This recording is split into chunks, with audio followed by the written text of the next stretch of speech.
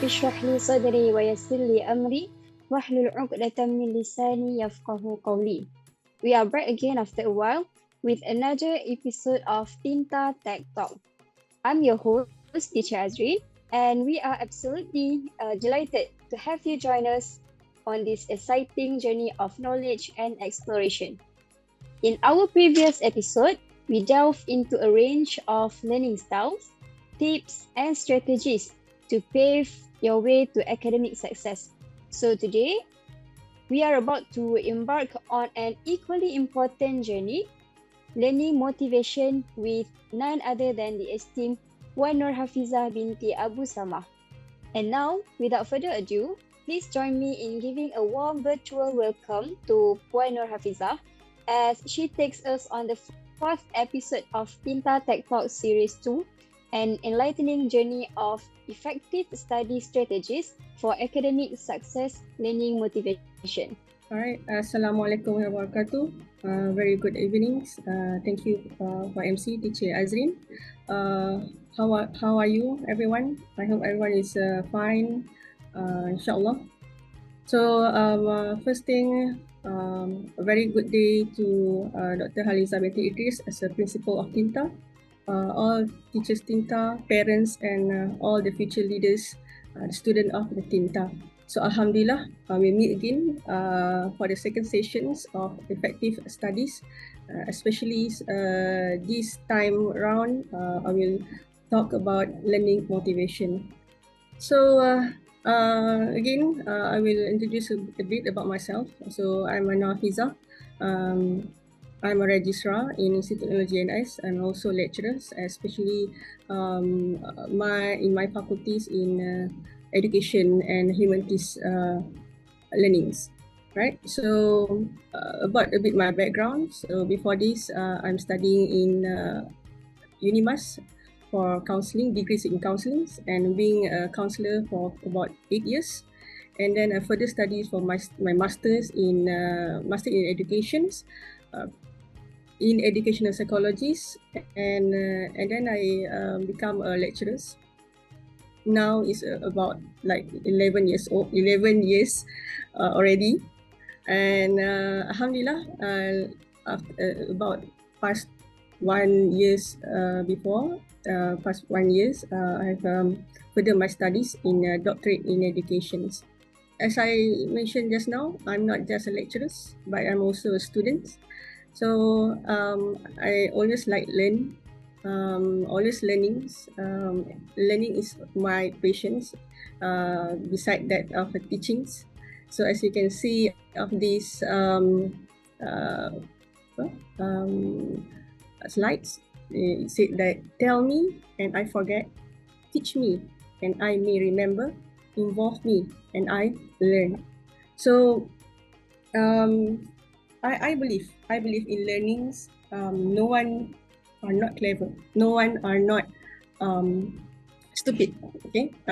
Ataupun tak ada orang pun yang dalam dunia ni yang saya percaya dia tak tahu ataupun tak reti ataupun bodoh. Saya tak percaya benda tu. Sebab apa saya cakap macam tu? Sebab dalam proses pembelajaran ada prosesnya ialah kita tahu, kita tidak tahu kepada kita tahu. Itu ialah proses pembelajaran. Kalau kita dah tahu, itu bukan proses belajar namanya. It's not a learning process. So to learn, to have this process, learning process, you need to do not know and then you know. That is the one thing that we have to understand. What is learning is about. Okay. Also in the teaching, kan dalam pengajaran pun sama jugalah. Sebagai seorang ibu bapa, sebagai seorang guru, bagaimana kita nak mengetahui yang kita ni mengajar dengan sebaiknya? Apabila pelajar kita tidak tahu, menjadi tahu. Apabila dia tak reti buat, dia pandai buat. Daripada dia berfikir tentang satu perkara, tidak tahu tentang satu perkara, jadi dia boleh berfikir dah. Okay? Dan dia boleh apply apa yang dia belajar. So involve them, involve the student. You as a learner also involve yourself. Then you will be learn, right? So berbalik pada tadi saya cakap, kenapa pembelajaran itu bukan bermaksud kalau kita tak belajar, kita tak pandai. Ataupun kita dah belajar dan kita tidak kuasai, kita tak pandai. Sebab kadang-kadang kita dah belajar dah, tapi kita lupa. Kan? Kita dah belajar dah, tapi kita tak menguasai. Dan kita rasa perkara tu is very difficult. Sangat susah. Sebab apa benda tu terjadi macam ni? Kan? Jadi, sebab kadang-kadang kita boleh jumpa lagi strategi yang betul. Kita boleh jumpa lagi strategi yang tepat untuk kita nak memahami sesuatu. Contoh, pada masa dulu, contoh saya tak pandai pun bawa basikal. Bawa basikal, ride in bicycles. But I learn, and it take times for me to learn. Learn how to ride bicycles. Kan, mula-mula abang saya tolak saya kat belakang, so saya kayuh perlahan-lahan. Okay. Lepas tu saya kayuh, saya ingatkan dia tak tolak saya, kan. So saya jatuh. Kemudian ni saya kayuh lagi, sampailah dia boleh lepaskan saya, dan saya boleh kayuh basikal tu sendiri. That is the learning process. Daripada saya tak boleh nak kayuh basikal, kepada saya boleh kayuh basikal. So masa saya belum lagi pandai naik basikal tu, adakah saya ialah orang yang tak pandai?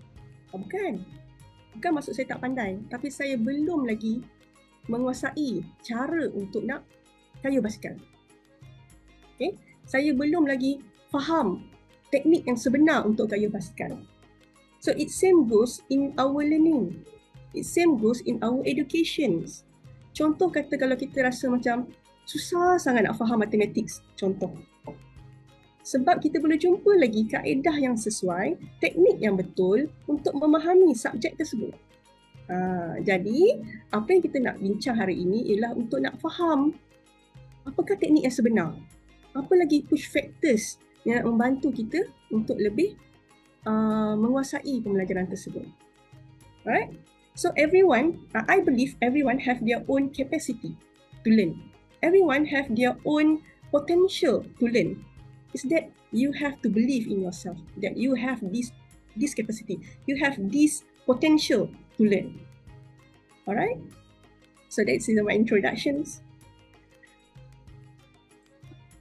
So what we'll discuss for session today, so there's two things that I will cover. First one is our brain gym exercise. And second thing is learning motivation. So what do you think we will doing today? Try to write in our chat box. So why motivation is matters? So you have to think motivation as the fuel that powers your learning rockets. So try to think that there's some factors or some push, how to push you to move forward. That is motivation. So how we want to find out that fuel? How we want to terbangkan roket ni? Macam mana nak buat? Jadi dekat sinilah yang kita bincangkan sebelum ni. From the previous session, we talk about learning strategies, right? So learning strategies is how or what. Macam mana cara nak belajar? Kan? Gunakan kaedah pembelajaran yang macam mana? What is your choice of learning preferences? Tapi, dah tahu dah nak belajar macam mana, tapi macam mana nak pastikan benda tu berterusan, sustainable? Kan? Macam nak pastikan benda pembelajaran tu ongoing? Bukan sekejap dia rasa semangat nak belajar, lepas tu malas lah. Tak boleh lah macam tu kan? Sebab untuk achieve satu perkara, untuk memahami satu perkara, untuk berjaya, dia perlukan satu tindakan yang selalu. Okay? Terus mesti ongoing. Mesti istiqamah. Jadi, kena ada motivation untuk pastikan apa yang kita buat sentiasa bergerak, sentiasa berjalan. Okay? Kita manusia biasa, ada waktu kita turun, ada waktu kita naik. Tapi kita kena tahu kaedah atau cara untuk pastikan diri kita sentiasa ke depan. Ada waktu kita down. Okay, so that's it. Bila masa you nak down? Bila masa lagi you nak ke depan balik? You kena cakap dengan diri sendiri. Kalau you terus jadikan diri you lemah, jadikan diri you tak semangat, So you akan rugi dekat situ. Okay, that is what motivation about. Okay, let's start with brain gym first. So brain gym, try to imagine that our brain is like a muscle. Okay, our brain. So let warm it up. Macam kalau badan kita kan, kita kena bergerak kan. Kita kena bergerak untuk pastikan diri kita aktif. So our brain also kena bergerak. They need to move. Yeah, the brain have to ada rangsangan, stimulate. Okay, so macam mana nak buat? Gunakan brain gym. So this exercise is very good to strengthen our mind. So buat ini sebelum start belajar. Okay, so let's do it together.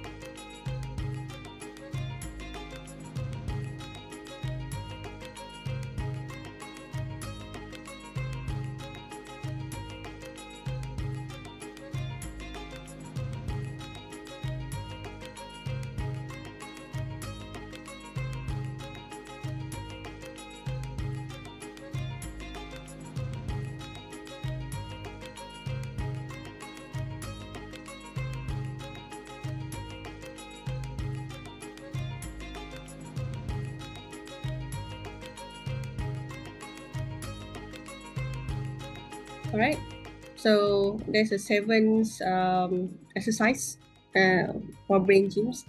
So dalam brain gyms ni ada banyak jenis. So the one that I show you just now is only using fingers and hands. Okay, sebenarnya ada banyak lagi. Dia boleh jadi pergerakan tubuh badan, kaki dan sebagainya. Ada banyak lagi lah. Okay, so the benefit of the brain gym, first one is to improve our memories. Sebab in our fingertips ni kan, dia ada saraf yang bersambung terus kepada kita punya impuls dekat dalam otak dia, kita punya neuron. Okay? Sebab itulah kalau kita belajar tentang teknik dekat Jepun, kalau kita pening kepala ke kan, ataupun kita tengah marah dan sebagainya, tengah sedih, so kita urut jari-jari ni. So jari ini semua connected, ada connection kepada kita punya neuron-neuron dekat dalam kepala. So dia macam stimulate our brain. Okay. Yang kedua ialah is lengthen attention span. Kan contoh macam tadi ada activities yang buat macam ni. Kan ada banyak aktiviti yang menggunakan pergerakan tangan. So bila mata kita fokus untuk pastikan pergerakan itu betul, maka dia membantu dari segi sharpen our eyes. Dia akan membantu kita improve our eyesight. Sebab itulah dia boleh lengthen our attention span. Sebab apa benda ni perlu? Sebab zaman sekarang lah, zaman sekarang kita dah ada banyak social media, kita ada YouTube dan sebagainya. Semua orang pun ada gadget. So bila terlalu banyak sangat visual menggunakan gadget, especially 1 hour ke atas, dia akan mengganggu kita punya attention span. Sepatutnya manusia yang normal lah, kita boleh fokus lebih kurang 5 minit. Fokus yang paling tak ada gangguan lah, 5 minit. Tetapi bila dibuat kajian, pelajar-pelajar lah zaman sekarang ni, especially yang lahir tahun 2000 ni, mereka ada very short attention span. Hanya 1 ke 2 minit sahaja. Sebab itulah mereka ni cepat untuk rasa bored in class. Buat sekejap dah bosan. Buat sekejap benda ni dah bosan. Sebab terlalu banyak sangat expose in the visual lah, especially TVs, gadget dan sebagainya. So kita nak kurangkan perkara tersebut, kurangkan gadget dan lebihkan aktiviti-aktiviti yang melibatkan coordinations, eye coordination, pergerakan movement, body movements. So our body needs this movement lah. Okay. So yang ketiga ialah boleh membantu juga boost decision making. Sebab kadang-kadang bila otak kita terlalu laju berfikir, kita perlukan dia slow down. Otak kita kena slow down a bit. We need to think deeply, tengok pro and cons kan. Kita kena ambil masa. Sebab kadang-kadang bila kita nak buat decision, kita punya adrenaline, kita punya hormon macam nak cepat-cepat buat keputusan. Jadi bila kita buat brain gym ni, dia akan bagi kita masa untuk berfikir dengan lebih panjang. Dia akan slow-mokan diri kita. So you boleh berfikir dengan lebih baik, dengan lebih rasional, tanpa ada emotion punya influence. Okay? Dan yang keempat, dia bagus to improve concentration lah. Kan? Sebab bila seseorang nak fokus, dia perlukan 2 perkara. Satu ialah dia perlu attention span yang tinggi. Yang kedua, dia perlukan fokus. Sebab tu, pelajar yang tak boleh nak fokus ialah dia ni perlu banyak, dia perlu kurangkan perkara-perkara yang dapat stimulate visual dia, especially in gadget, dan banyakkan benda-benda yang hijau. Kan, tengok benda-benda yang hijau supaya dia boleh improve dia punya concentration. Alright, so you can Google, you can search in YouTube brain gym exercise. There's so many things that you can explore. So now that our brains are awake and ready to roll, so let's dive into strategies for becoming super learners. Alright, so let's understand what is learning motivation is all about. First things, who here love solve puzzles or learning new tricks? So that is your motivation at works. So can you think of a time when you were super motivated to learn something? Kan? Bila masa yang you rasa macam seronoknya nak tahu benda ni. Seronok sangat tahu benda tu. Kan kita rasa we have very eager to know some things. Kita punya curiosity tu membuat-buat kan, banyak sangat rasa macam kenapa nak tahu benda tu kan. So this is what we call inquiry learning. Mungkin cikgu atau parents boleh Google lah perkara inquiry based learning.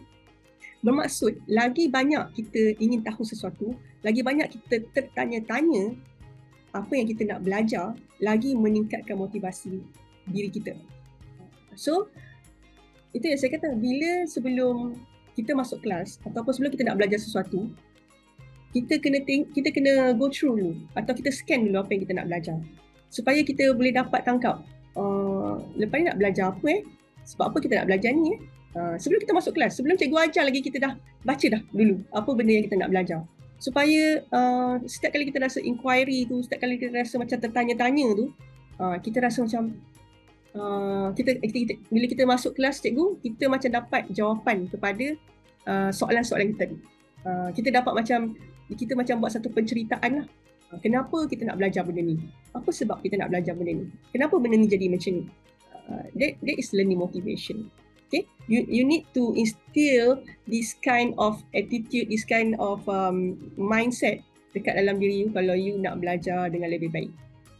Okay? Sentiasa rasa macam you boleh bayangkan tak? Macam you ada dekat dalam dekat pantai. Lepas tu you nak bersedia untuk berenang. You nak berenang masuk dalam laut. Okay?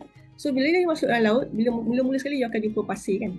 Pasir, lepas tu you masuk dalam lagi, you akan jumpa ikan. Satu jenis 2 ikan. Lepas tu you berenang lagi masuk dalam, you akan jumpa 2-3 lagi jenis ikan. Semakin dalam you berenang ke dalam, semakin banyak lagi ikan-ikan lain yang you akan jumpa. So that is learning motivation. Keseronokan untuk mengetahui pelbagai lagi benda yang baru.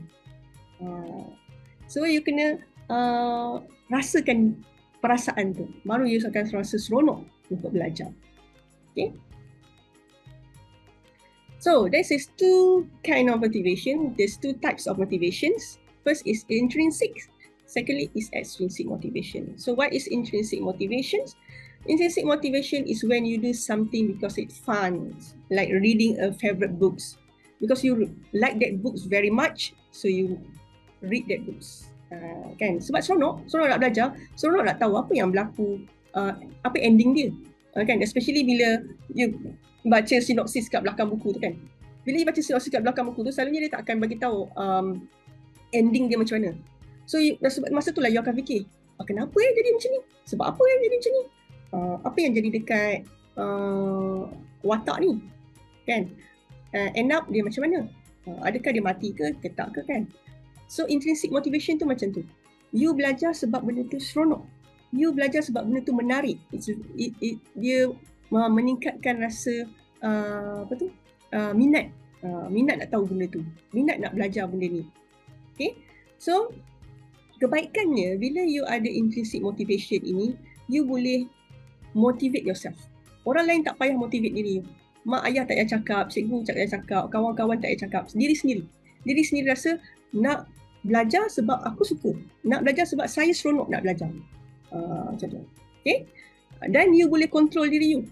Bila rasa macam nak main dululah, tak payah buat homework dululah. Kan? Tapi bila orang ada intrinsic, tak boleh. Kena belajar ni sebab seronok belajar benda ni. Best lah belajar benda ni. I need to know this. Jadi you sendiri yang akan control diri you bila you nak belajar. That is intrinsic motivation. So when you know how to control yourself, you can monitor yourself. Bila you nak belajar, dekat mana you nak belajar, kaedah macam mana yang you nak belajar yang menyeronokkan untuk diri you. You monitor yourself. Tak perlu orang bagi tahu pun. Itu baguslah kan, sebab dia datang daripada diri sendiri. So bila you sendiri boleh control diri you, bila you sendiri boleh monitor yourself, you juga boleh assess cara macam mana yang bagus, cara macam mana yang tak bagus. Kalau tak bagus, apa you kena buat and next steps. So benda tu lebih bagus lah kan, sebab dia akan datang satisfaction kepada diri sendiri. Okay. Tapi kalau extrinsic pula, you do for a reward. For example, like teacher kata, kalau siapa siap kerja awal, I give you extra playtime, katakan. Kan? So, you pun buat cepat-cepat. Buat homework cepat-cepat, siapkan all the tasks. Kan? Ataupun parents kata, kalau you dapat nombor 1 ataupun you dapat grade A, I will give you candy, KFC or something. So you ada reward yang you nanti-nantikan. And that rewards is tangible. Benda tu nampak. Kan? Jadi, tapi kadang-kadang ada juga benda yang tak nampak. Contohnya, you nak good grades. You memang, saya nak belajar sebab I nak dapatkan A. Kan? Mestilah semua orang nak belajar untuk dapatkan A kan? Tapi, there is more into extrinsic. Sebab kalau intrinsic, saya nak belajar sebab saya suka belajar. Sebab saya nak tahu lagi. Tapi kalau extrinsic, saya belajar untuk dapat good grades. Ataupun, you try to avoid punishment. Nanti kalau tak dapat A, saya kena marah. Ataupun, malulah dengan kawan-kawan saya tak dapat A. That is extrinsic. Extrinsic is something like external. Benda daripada luaran. Tapi intrinsic is within yourself. Dalam diri sendiri. Okay? So, which one is good? Both of this is good, but intrinsic is better. Okay? Alright, next is how we want to develop our learning motivation. First is fostering curiosity. Itu saya cakap tadi kan. Bila kita belajar, kita nak tertanya-tanya, kita nak tahu apa yang berlaku lepas ni. Kita ada perasaan inquiry tu. Kita ada perasaan curiosity tu. Selalu tanya diri kita sendiri, why? How? At least 3 times a day. Try to ask your parents about something you are curious about, like, why is the sky blue? Kenapa tak warna purple ke? Kenapa tak warna black ke kan? Kenapa hari ni warna dia biru? Kan? So, cakap je apa yang you curious. Kan? Tapi ibu bapa ataupun guru boleh juga gunakan soalan-soalan yang fostering this curiosity. Contohnya, kalau anak tu tumpah makanan dan sebagainya, atau buat salah dan sebagainya kan, tumpah air susu dan sebagainya. So instead of you bagi tahu kat dia pergi ambil kain ke mop ke bersihkan, you boleh tanya dia, so what do you need to do about this spilled milk? Apa yang you nak buat?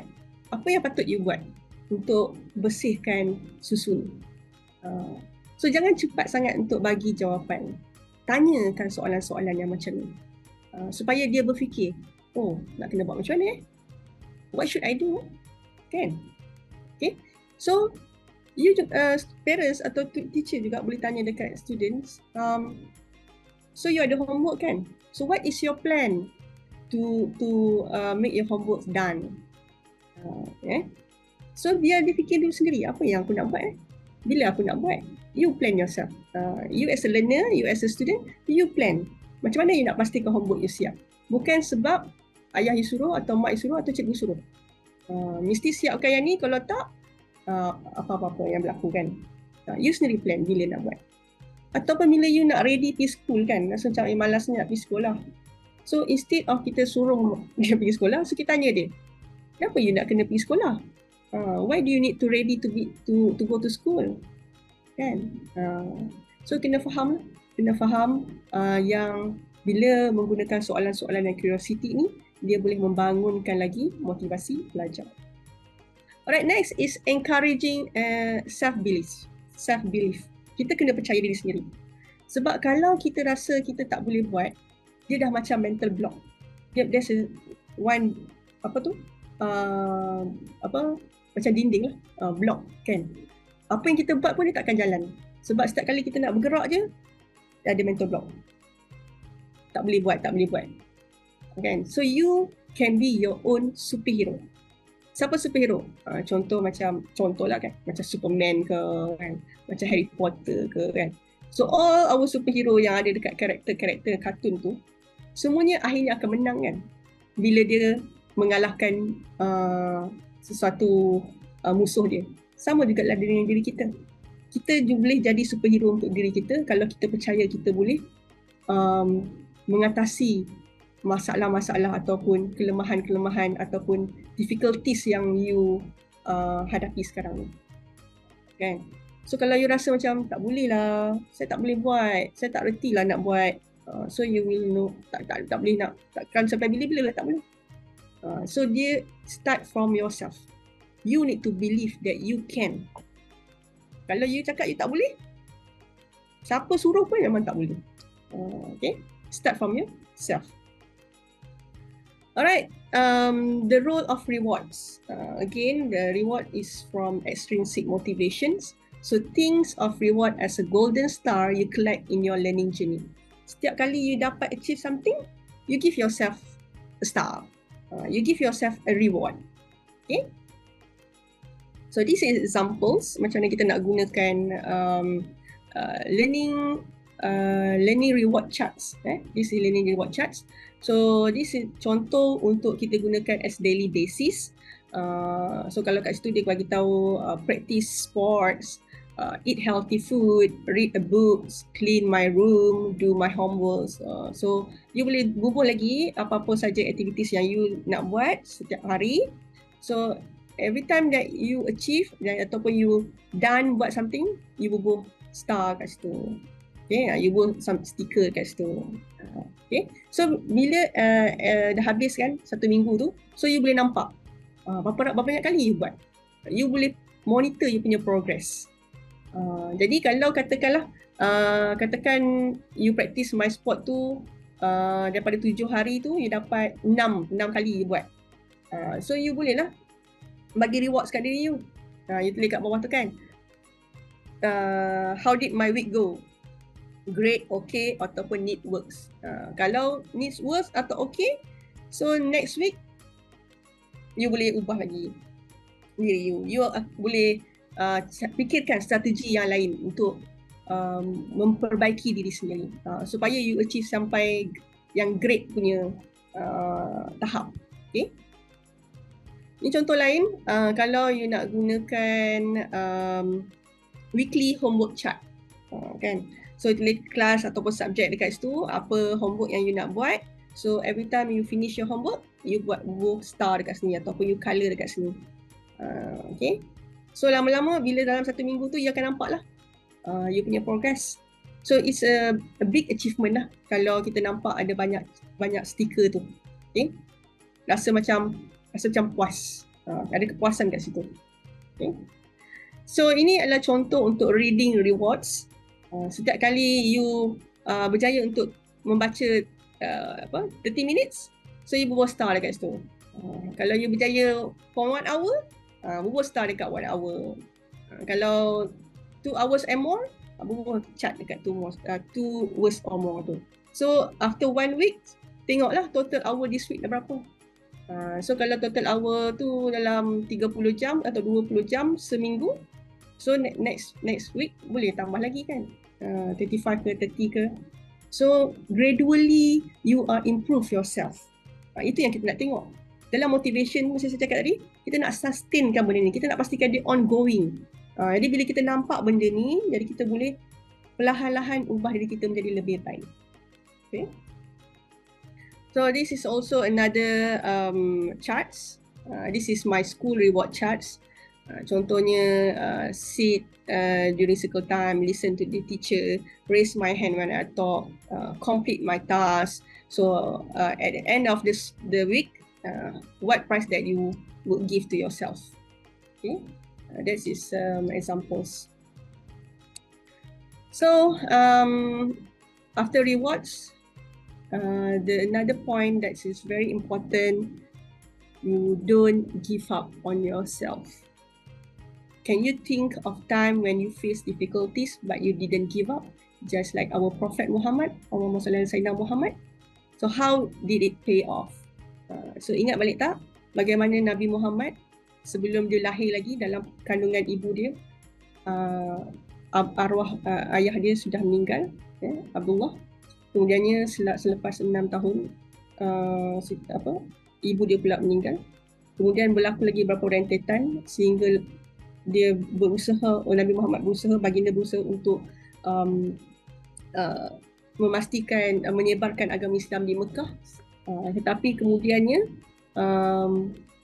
tidak diterima dan terpaksa ke Madinah, dan kemudian kembali balik ke Mekah. So semua difficulties ini semuanya sebab Nabi Muhammad tidak pernah give up. Apa saja yang orang cakap, apa saja yang orang buat, macam-macam yang orang buat, apa yang orang tak buat dekat dia, cuba bunuh dia, bagi dia bagi baginda harta yang banyak, sehingga nak bunuh sahabat-sahabatnya. Semua Nabi Muhammad telah lalui, tapi Nabi Muhammad tidak pernah give up. So jadikan Nabi Muhammad sebagai satu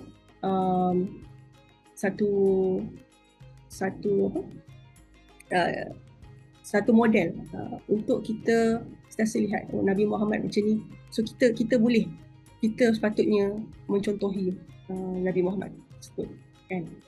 Jadi dalam menghadapi sebarang cabaran, kita kena teruskan semangat dengan sabar, dengan berfikir yang kita akan berjaya. Don't give up.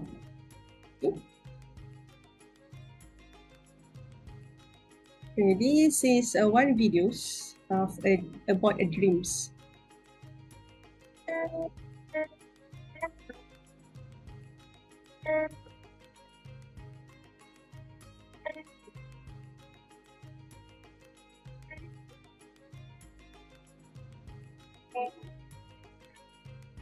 I have no arms and no legs, but I'm very thankful that I have a little chicken drumstick game.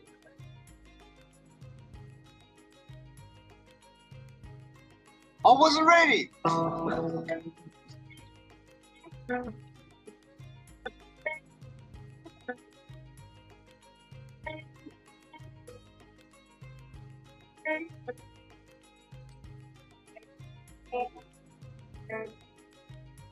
I have no arms and no legs, but I'm very thankful that I have a little chicken drumstick game.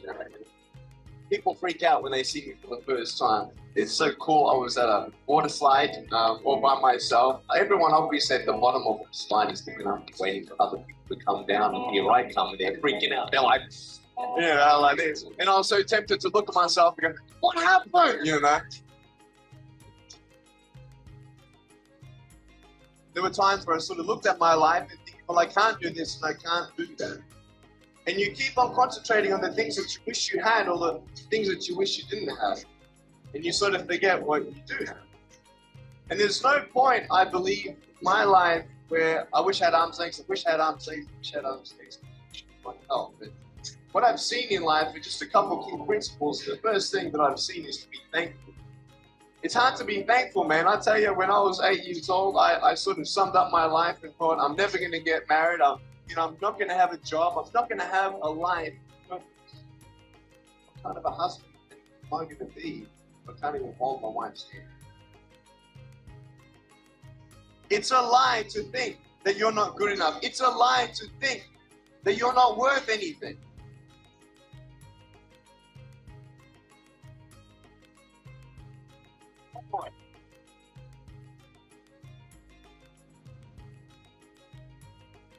Reason I can't feel my hands.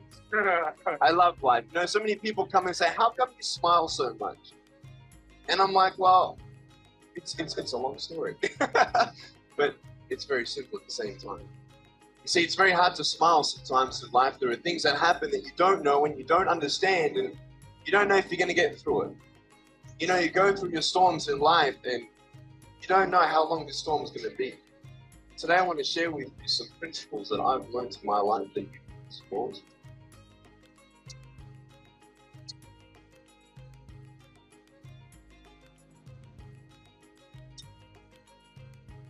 Being patient is beautiful. I tell you, it's the hardest thing. But I realize I may not have hands to hold my wife's hand, but when the time comes, I'll be able to hold her heart. I don't need hands to hold her heart. You know, it is scary to know how many girls have eating disorders. It is scary to know how many people are just angry at life because of their situation at home and angry at others. It's scary to know how many people actually feel like they're worth nothing. Every single girl right here, right now, I want you to know that you are gorgeous just the way you are. And you boys, you're the man. On this DVD, I share my experiences in life of how I've overcome challenges and seen a new, fresh perspective in life.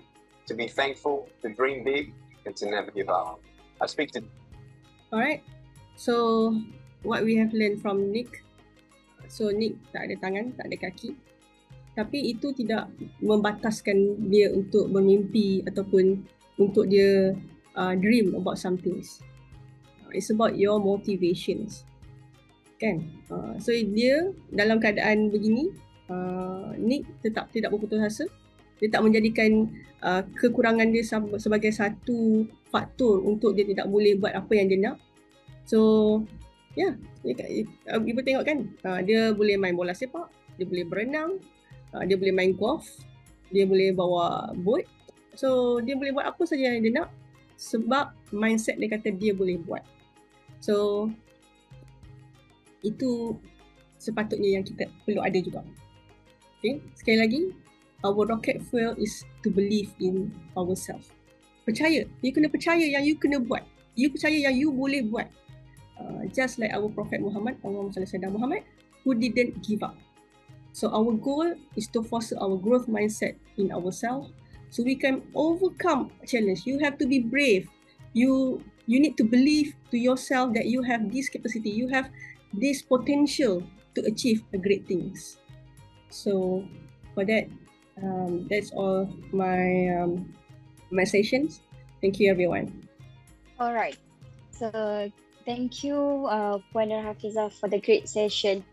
Okay, so now we're gonna proceed with the Q&A session.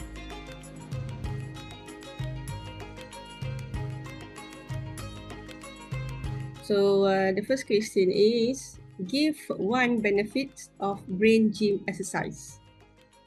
Give one benefit of brain gym exercise. You can just write your answer in the chat box. Give me one clue.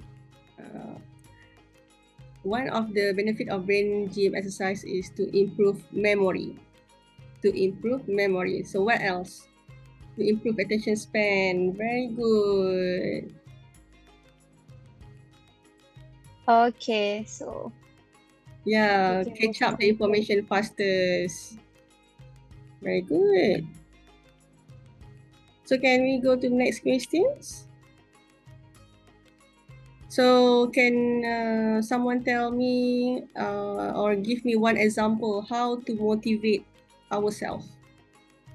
One example how to motivate ourselves. So let me give one clues. Rewards. Give rewards is one of the examples of learning motivations.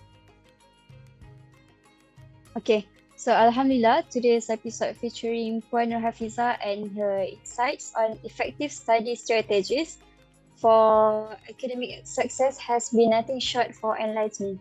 We trust that you are eager to put these strategies into practice, enriching your learning journey. So to be conclude, there are two types of motivation. The first one is intrinsic, and the second one is extrinsic. So according to Puan Hafiza, both are good, but the better one is the intrinsic because we know ourselves better than others. Okay, so now with mixed emotions, we announce that this marks the final episode of Tinta Tact Series 2. And we hope that this series has left a positive impact on your learning endeavors. Our deepest gratitude extends to all the speakers who have contributed their expertise throughout this series. Okay, so until we meet again, inshallah, may these learnings continue to serve you in every possible way.